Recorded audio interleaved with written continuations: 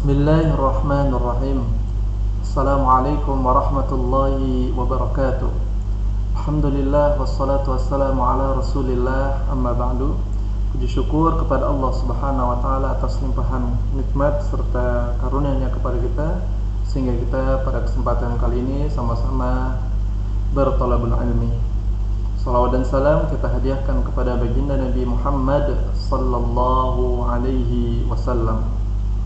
Teman-teman dan sahabat sekalian, izinkan saya pada kesempatan kali ini akan menjelaskan tentang sejarah perkembangan daripada I'jaz Al-Quran. Teman-teman dan sahabat sekalian, I'jaz Al-Quran secara bahasa dari asal katanya ajaza yu'jizu, yang berarti melemahkan. Adapun secara istilah, I'jaz Al-Quran adalah penetapan bahwasannya Al-Quran merupakan mukjizat yang membuat manusia dan jin tidak mampu menandinginya dari segi apapun, baik dari segi bahasa, kandungan, maupun daripada aspek lainnya. Allah Subhanahu wa taala berfirman di dalam Quran surah Al-Isra ayat 88 yang berbunyi, A'udzu billahi minasy syaithanir rajim. Bismillahirrahmanirrahim. Qul la in ijtama'atil insu wal jinnu 'ala an ya'tu bimithli hadzal Qur'an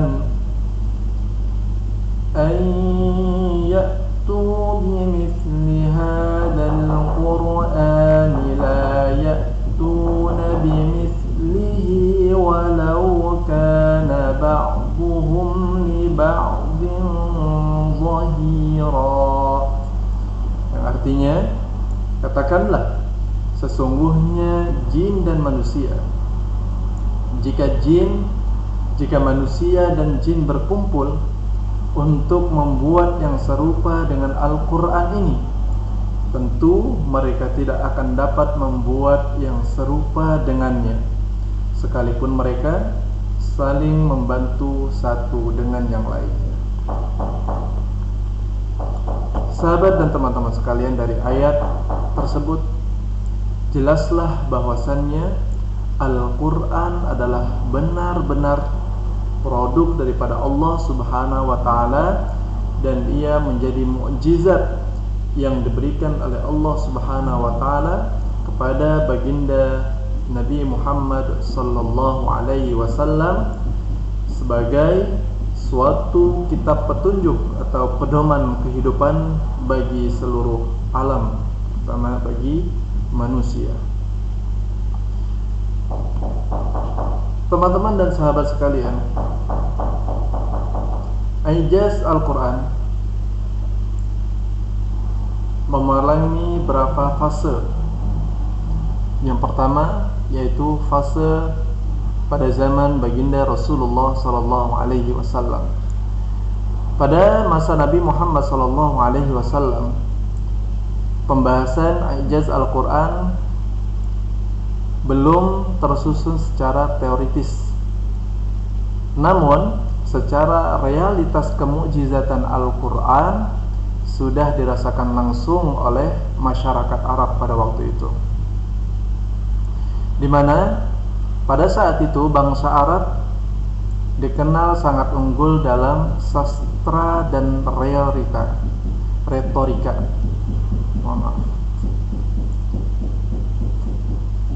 Maka muncullah tantangan Al-Quran, yaitu masa tahaddi ketika itu, di mana untuk Allah Subhanahu wa taala berfirman di ayat yang lain di dalam Quran surah Al-Baqarah ayat 23, wa in kuntum fi raibim mimma nazzalna ala 'abdina fa'tu bi suratin min mithlihi wada'u syuhada'akum min dunillahi in kuntum shadiqin. Allah Subhanahu wa taala ketika itu menentang orang-orang kafir yang mereka meragukan daripada kebenaran Al-Qur'an. Maka Rasulullah sallallahu alaihi wasallam perintahkan oleh Allah Subhanahu wa taala menyampaikan ayat ini. Wa in kuntum fi raibim mimma nazzalna ala 'abdina, jika kalian ragu terhadap apa yang telah kami turunkan kepada hamba kami, yaitu Nabi Muhammad sallallahu alaihi wasallam,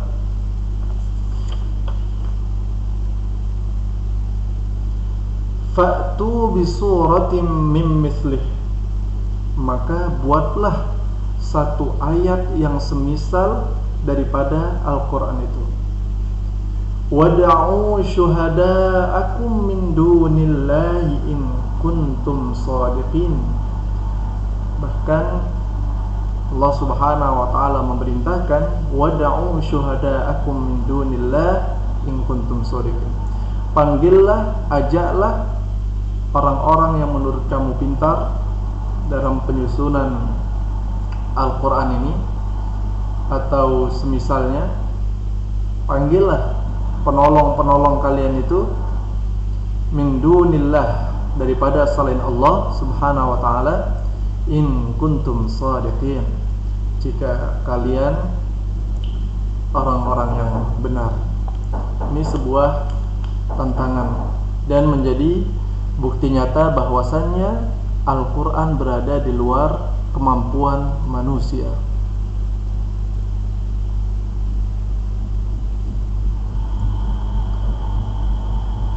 Para sahabat dan teman-teman sekalian, para sahabat memahami i'jaz Al-Quran secara praktis ketika itu, di mana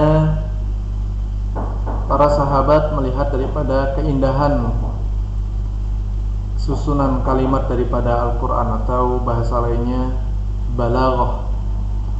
Kemudian ada kedalaman makna daripada Al-Quran, kemudian kesesuaian hukum dan berita gaib yang disampaikan daripada Al-Quran. Dari masa kenabian dan masa sahabat, selanjutnya yaitu fase embrio atau fase perintisan, yaitu terjadi pada abad kedua sampai dengan ketiga Hijriah. Pada masa ini pembahasan i'jaz Al-Quran mulai sistematis. Ketika itu muncul perdebatan teologis ya, dengan kelompok-kelompok Mu'tazilah dan ahli kalam, di mana pada fase ini ulama menulis karya khusus tentang kemujizatan Al-Quran.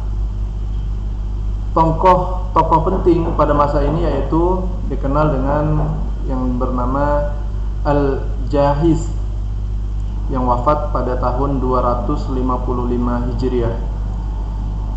Beliau menulis kitab yang bernama Nazm Al-Quran, yang lebih spesifiknya kitab ini membahas tentang aspek kebahasaan sebagai isi utama daripada i'jaz Al-Quran itu sendiri. Kemudian ada ulama yang bernama Ali ibnu Isa Al-Rumawi, yang wafat pada tahun 384 Hijriah. Beliau menjelaskan i'jaz dari 7 aspek, termasuk balaghah dan berita gaib. Pada masa ini mulai muncul tuh perdebatan tentang teori sarfah, yaitu disebutkan bahwasannya Allah Subhanahu wa taala memalingkan manusia dari kemampuan menandingi Al-Quran. Meskipun pendapat ini, sarfah ini kemudian banyak dikritiki oleh ulama-ulama yang lainnya.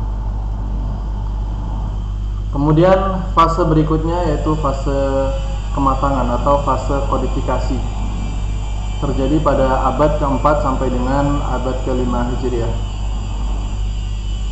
di mana pada masa ini adalah fase keemasan daripada ijaz Al-Quran. Pada abad ini juga muncullah ulama-ulama kontemporer seperti Imam Al-Baqillani melalui kitabnya yang bernama Ijaz Al-Quran, yang menegaskan bahwasannya kemu'jizatan terletak pada susunan, gaya bahasa, dan kandungan makna yang luar biasa. Kemudian ada juga Imam Abdul Qadir Al-Jurjani yang wafat pada tahun 471 Hijriah. Di dalam kitabnya Dalail Al-A'jaz dan Asar Al-Balaghah, di mana beliau mematangkan teori nazm, yaitu struktur, sintaksis, dan hubungan makna, di mana menurutnya rahasia ijaz bukan sekedar kata, tetapi pada hubungan antar kata dalam struktur kalimatnya. Teori Imam Al-Jurjani adalah menjadi fondasi utama kajian balaghah hingga saat ini. Namun kitab yang paling komprehensif menjelaskan tentang ijaz Al-Quran ini dapat kita temukan di kitab Ijaz Al-Quran karangan daripada Imam Al-Baqillani. Kemudian fase berikutnya yaitu fase pengembangan sampai dengan saat ini, abad ke-6 Hijriah sampai dengan saat ini. Setelah periode klasik, kajian Ijaz Al-Quran berkembang ke berbagai aspek, mana kita bisa mendapatkan penjelasan-penjelasan tentang ijaz al-bayan, ijaz tasri', ijaz ilmi, ijaz ghaibi,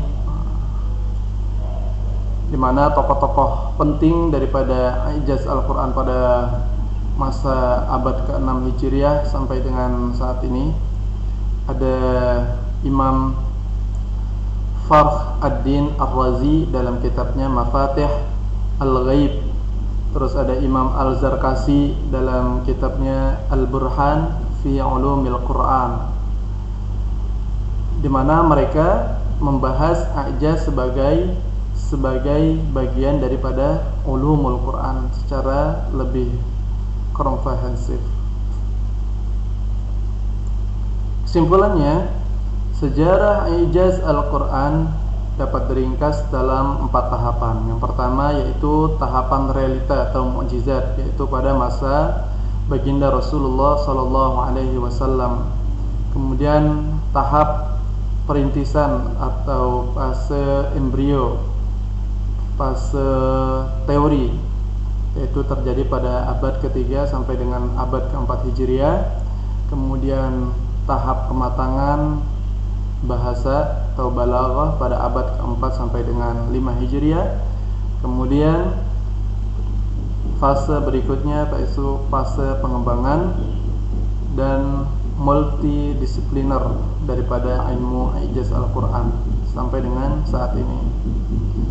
Sehingga pada kesimpulannya ialah ijaz Al-Quran bukan sekadar keindahan bahasa, tetapi mencakup struktur, makna, hukum, berita gaib, dan relevasi universal Al-Quran sepanjang zaman.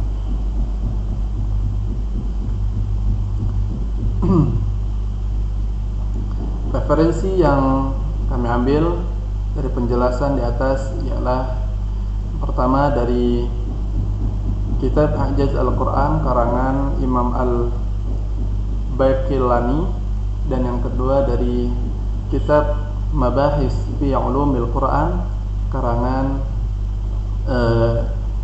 Imam Mana' Al-Qattan.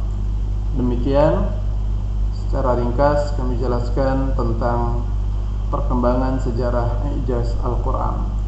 Wallahu a'lam bishawab. Akhirul kalam, billahi taufiq wal hidayah. Assalamualaikum warahmatullahi wabarakatuh.